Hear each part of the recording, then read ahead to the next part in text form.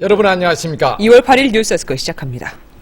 네, 오늘은 충격적인 의학 관련 뉴스로 시작합니다. 거의 모든 신생아 탯줄 혈액에서 PFOA라는 암 유발 의심 물질이 검출됐다는 미국 유명 병원의 연구 결과가 나왔습니다. 프라이팬이나 음식물 포장지 등에 사용이 되는 테프론에 들어있는 화학 물질이 아이 탯줄에서 나온 것입니다. 연보흠 기자가 보도합니다. 눈도 코도 성한 곳 하나 없이 태어난 25살 버키 씨. 성형수술을 30번이나 받았지만 상처는 지워지지 않고 있습니다. For some unknown reason, I was born with a deformity, and I need to find out what caused that. 그는 일그러진 얼굴이 어머니가 자신을 임신했을 때 일했던 미국 듀폰사의 테플론 때문이라고 확신하고 있습니다. 테플론은 음식물이 달라붙지 않아서 프라이팬이나 햄버거, 피자, 과자 같은 음식물 포장지, 등산복 등의 코팅제로 사용됩니다. 바로 이 테플론에 들어있는 PFOA라는 화학물질이 기형이나 암을 유발하는 것으로 최근 동물 실험 결과 확인됐습니다. It told about the eye and the nose, all of that. It was just like looking at Bucky's face when I was reading that. 미국 존스 홉킨스 병원의 최근 연구는 그런 점에서 충격적입니다. 신생아 300명의 탯줄 혈액을 조사한 결과 298명, 거의 모두에게서 PFOA가 발견됐습니다. 주방일 등을 하면서 늘 테플론에 노출되어 있는 임산부를 통해 태아에게 주입되고 있다는 추론이 가능합니다. 연구진은 이런 상황이 구체적으로 태아의 건강에 어떤 부작용을 미칠지는 알 수 없다고 말했습니다. 이에 대해서 듀폰사 측은 최근 대대적인 광고를 통해 테플론은 안전하다고 주장하고 있습니다.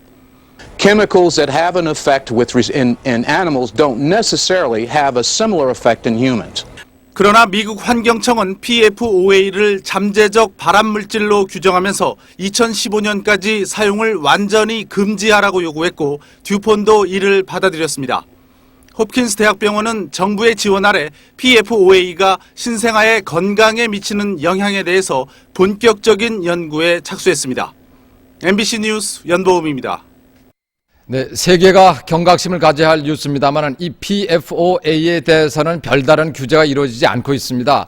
이 물질이 특히 한국인에게서 가장 많이 검출되는 것으로 나타나 정부가 실태 조사에 나섰습니다. 이세호 기자입니다.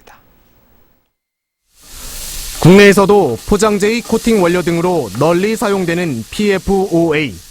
국내 한 연구진이 재작년 한국인의 체내에 이 물질이 얼마나 축적돼 있는지 조사했습니다. 그 결과 한국인의 혈중 잔류 농도가 외국인에 비해 많게는 30배에 이르는 것으로 나타났습니다. 특히 남성보다 여성에게서 훨씬 많이 검출됐습니다. 동물 실험의 경우에는 PFOA가 간암이나 성장 발달 독성, 폐하 독성, 그리고 면역 독성 등이 보고되어 있습니다. 하지만 전 세계적으로 이 물질에 대한 규제나 사용 기준은 마련돼 있지 않습니다. 어떤 경로를 통해 인체에 흡수되고 어떤 영향을 미치는지도 아직 명확히 밝혀지지 않았습니다. 이에 따라 환경부와 식약청은 일단 실태 조사에 착수했습니다. 국내 유통 식품용 조리 기구로 국내산과 수입산별로 PFOA 이행량에 대한 실태 조사를 실시 중에 있습니다. 미국에선 환경청이 일단 PFOA의 사용량을 줄이라고 화학회사들에게 요청한 가운데 우리 정부가 어떤 결론을 내놓을지 주목됩니다. MBC 뉴스 이세옥입니다. 지난 사흘 계속된 장관 내정자들에 대한 첫 인사청문회 어떻게 보셨습니까?